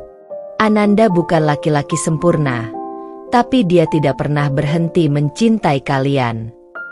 Sore itu, saat Laila hendak pamit, Rani menyerahkan sebuah amplop. Ini, surat yang ditulis ayahmu bertahun-tahun lalu, sebelum kalian pindah. Aku simpan karena dia minta begitu. Mungkin sekarang waktunya kamu baca. Di perjalanan pulang, Laila membuka surat itu. Tulisan tangan ayahnya di kertas yang sudah menguning membuat dadanya bergetar. Untuk Laila, putriku yang belum mengerti dunia. Jika suatu hari kamu tahu aku pergi, jangan benci ibumu. Aku pergi bukan karena aku tak mencintai kalian, tapi karena aku harus menjaga agar kalian tetap bisa berjalan tanpa bayang masa lalu yang aku pikul. Kadang cinta bukan tentang bersama, tapi tentang berani menanggung beban agar orang yang kita cintai tetap bisa tersenyum. Suatu hari nanti, jika kamu membaca ini, semoga kamu tahu, ayah selalu mencintaimu tanpa syarat. Laila menutup surat itu dengan tangan gemetar. Hatinya terasa penuh, tapi juga ringan untuk pertama kalinya. Sementara itu, di rumah, Kesa dan Ananda masih menunggu kabar. Setiap detik terasa seperti hukuman. Hingga malam tiba, suara mobil terdengar di luar. Pintu terbuka. Laila berdiri di ambang pintu dengan mata sembab, tapi bibirnya tersenyum kecil. "Ma, yah," suaranya lirih. "Aku udah tahu semuanya." Kesa menatapnya tak percaya. "Kau kemana aja, Nak?" Laila memeluk ibunya erat. "Aku cuma nyari kebenaran, dan ternyata kebenaran itu nggak seburuk yang aku bayangin." Lalu ia menatap ayahnya. "Aku marah, tapi aku juga ngerti sekarang. Terima kasih, Yah, karena pernah memilih mencintai kami dengan cara yang paling menyakitkan." Ananda meneteskan air mata, bukan karena sedih, tapi karena akhirnya penyesalan dan cinta yang lama terkubur kini bisa bernapas lagi. Namun di balik kehangatan pelukan itu, Rani duduk di rumahnya sambil memandangi foto lama bersama Ananda. Ia tersenyum kecil dan berbisik pelan. "Kau berhasil, Nanda. Sekarang mereka tahu kebenarannya." Aku sudah menepati janji terakhirku padamu.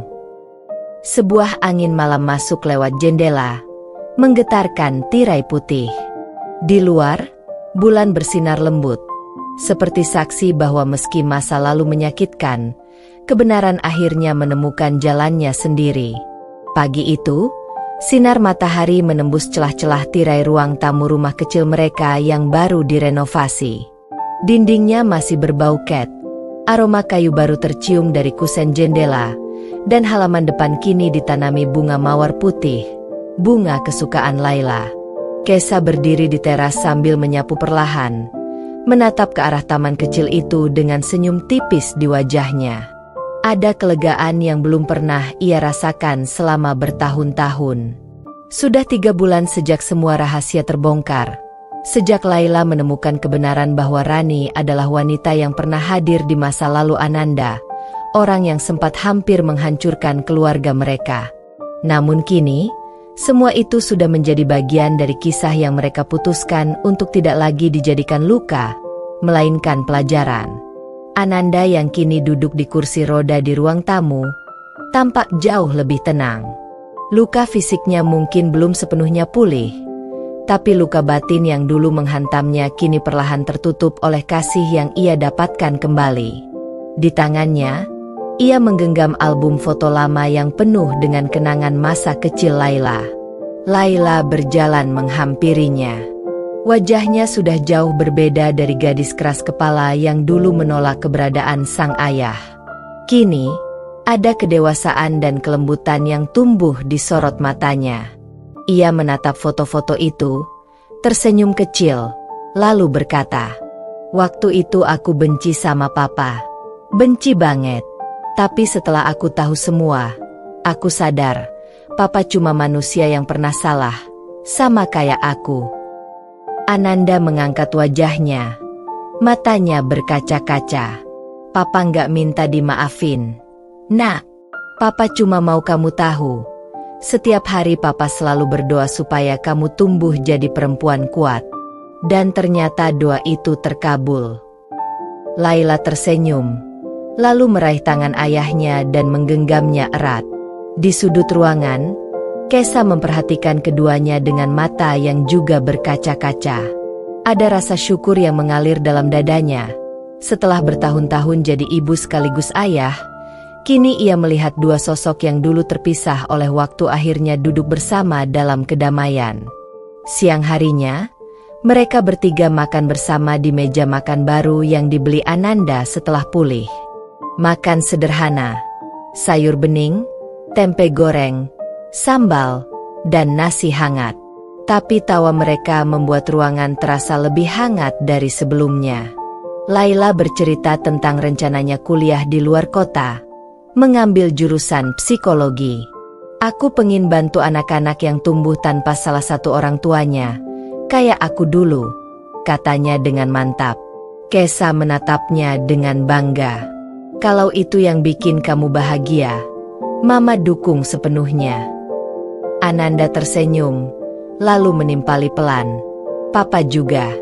Tapi janji ya, tetap pulang kalau rindu." Laila mengangguk. "Janji, Pak." Sore menjelang. Matahari mulai condong ke barat. Sinarnya menyorot lembut ke wajah mereka bertiga yang duduk di teras, menikmati secangkir teh dan angin sore. Ada keheningan yang damai, bukan karena tidak ada kata, melainkan karena semua yang perlu dikatakan sudah terucap. Laila menatap kedua orang tuanya, lalu berkata lirih, "Dulu aku pikir kehilangan itu akhir dari segalanya. Tapi sekarang aku tahu, kehilangan cuma cara Tuhan ngajarin kita buat lebih menghargai yang masih ada." Kesa menatap anaknya dengan mata lembut, lalu menggenggam tangannya. "Dan Mama baru sadar, meski dulu Mama rela jadi ibu sekaligus ayah buat kamu, ternyata sekarang kamulah yang ngajarin Mama dan Papa arti kehilangan, arti memaafkan, dan arti keluarga sebenarnya." Mereka bertiga berpelukan dalam diam. Angin sore berhembus lembut membawa aroma tanah basah dan suara jangkrik yang mulai bernyanyi. Di rumah kecil itu, yang dulu dipenuhi tangis, amarah, dan luka, kini hanya ada satu hal yang tersisa, kedamaian. Karena akhirnya, mereka tahu, keluarga bukan tentang siapa yang sempurna, tapi tentang siapa yang tetap tinggal dan memilih untuk memulai lagi, meski dari reruntuhan. Dan hari itu, untuk pertama kalinya sejak bertahun-tahun, rumah itu benar-benar terasa seperti rumah. 8 tahun telah berlalu. Waktu berjalan dengan begitu cepat, tapi luka, kenangan, dan cinta yang pernah mereka lalui tetap hidup di antara setiap tarikan napas keluarga kecil itu. Langit sore di kota kecil tempat mereka tinggal berwarna oranye keemasan, memantulkan cahaya lembut di kaca jendela rumah yang kini tampak lebih besar dan rapi. Rumah itu bukan lagi tempat yang penuh luka dan air mata, tapi kini menjadi saksi bagaimana sebuah keluarga bisa terlahir kembali dari kehancuran. Laila kini berusia 24 tahun. Ia baru saja pulang dari luar kota setelah menyelesaikan kuliahnya di jurusan psikologi. Di pundaknya, tersampir tas ransel coklat yang sudah menemaninya bertahun-tahun.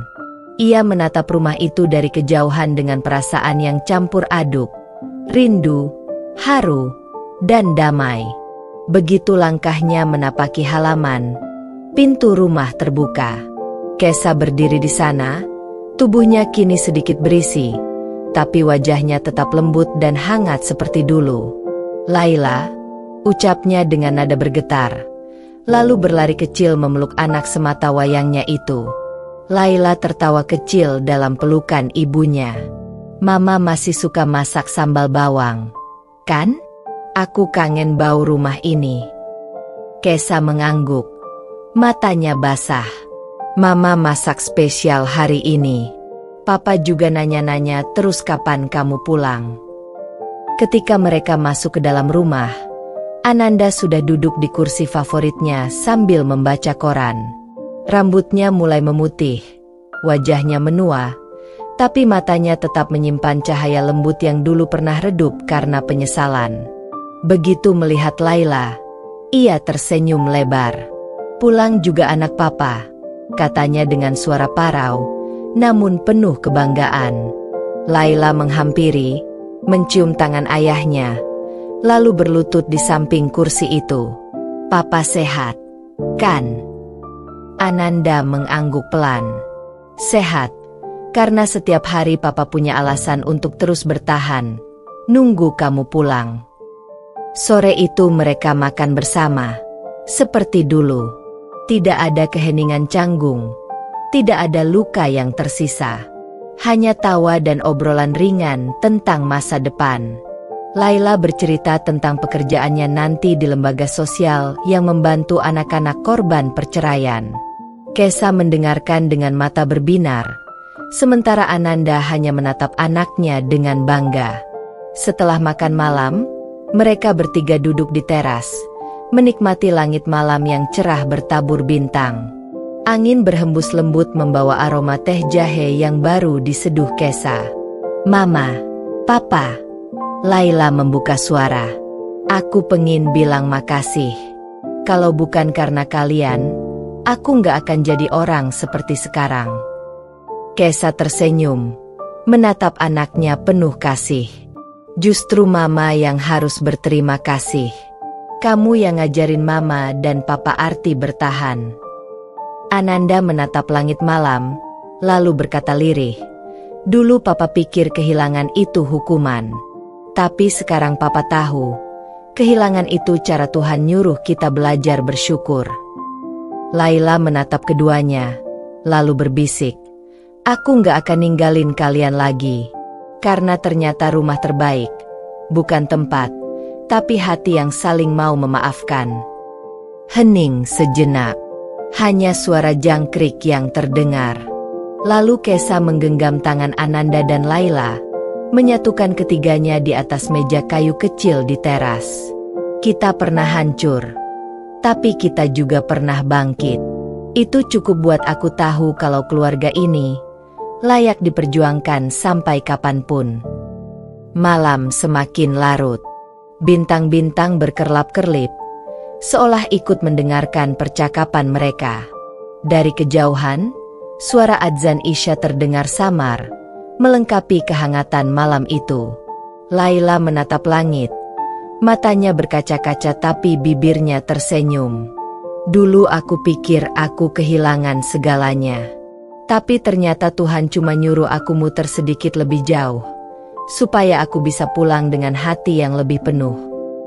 Kesa memeluk anaknya, sementara Ananda menatap mereka berdua, dua perempuan yang pernah ia sakiti, tapi juga dua sosok yang mengajarinya arti cinta sejati.